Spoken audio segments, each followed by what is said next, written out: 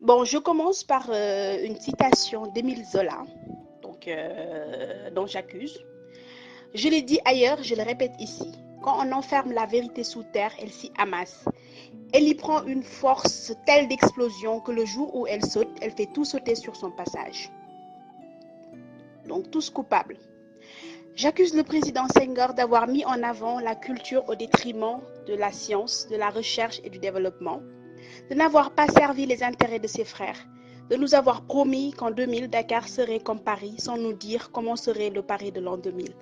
J'accuse le président Diouf d'avoir laissé gangréner le laxisme, la corruption, la fainéantise, de n'avoir pas assez encouragé le sens du travail, du mérite et du devoir bien accompli, d'avoir promu de bons vivants, épicuriens dans l'âme, qui n'ont rien fait pour améliorer les conditions de vie de leurs frères.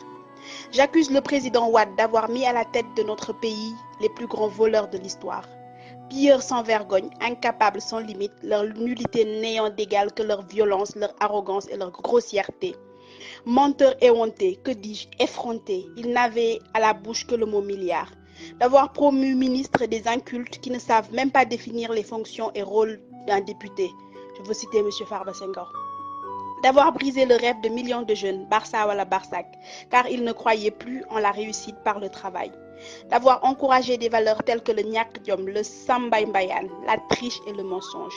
La parole d'honneur qui jadis était l'une de nos plus grandes vertus, qui plus est venant d'un ancien, a été définitivement enterrée par son fameux Wahwahet. Oui, Monsieur le Président, je vous accuse. J'accuse le président Sall de n'être ni plus ni moins que la continuité du président Wade. Oui, il a été à la bonne école. Et la rupture annoncée me fait toujours rêver. Après le Goana de son mentor, il nous sort le PSE, Plan Sénégal émergent. Quoi? Mort de rire. Oui, je ris, mais je ris jaune quand on nous parle de PSE alors qu'il y a des problèmes d'eau courante, un minimum vital. Quand il nous parle de RER alors que plus de 50% des Sénégalais s'éclairent encore à la bougie et qu'il y a encore des coupures intempestives d'électricité. Je ris jaune quand on nous parle de CMU, couverture maladie universelle, alors que beaucoup de Sénégalais n'ont pas de document de naissance et que les inscriptions se font sur des registres papier. Non, Monsieur le Président, vous n'avez pas jeté les bases de l'émergence. Non, ne nous dites pas cela, vous insulteriez notre intelligence. Enfin, j'accuse tous ces politiciens opposants qui veulent nous faire croire qu'ils feront mieux alors qu'ils ont tous pris part à ces gouvernements et n'ont rien changé. Nous avons tout compris. Le goût du pouvoir a été enivrant, certes, et sa perte horrible.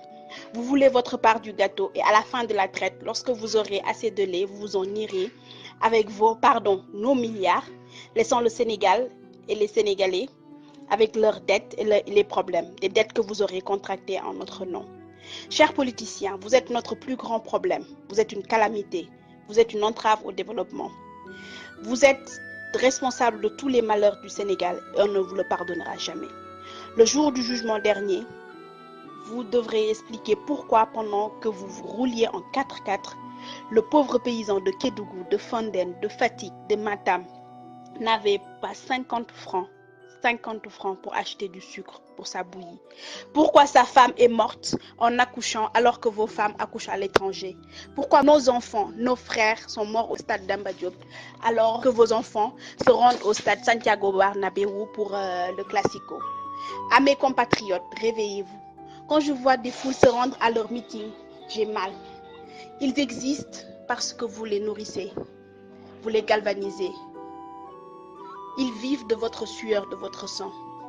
Nous nous en sortirons mieux sans eux, sans leurs mensonges, car le développement du Sénégal se fera sans eux ou ne se fera pas. À cri du cœur d'une Sénégalaise révoltée.